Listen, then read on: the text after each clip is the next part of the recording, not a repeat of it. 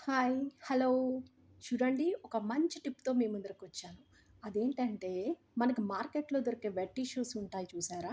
ఆ వెట్ టిష్యూస్‌తో మనం దేవుడి ఫోటోలు, పూజా మందిరంలో ఉండే చిన్న చిన్న ఫోటోస్ అన్నీను వాటితో క్లీన్ చేయటం వల్ల చాలా శుభ్రంగా ఉంటాయి.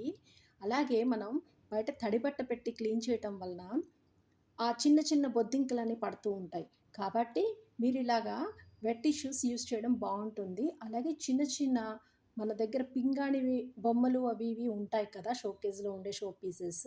వాటి క్లీనింగ్‌కి కూడాను ఈ వెట్ టిష్యూస్ వాడండి. ఈ వెట్ టిష్యూస్ పెద్ద కాస్ట్ ఏమీ ఉండదు.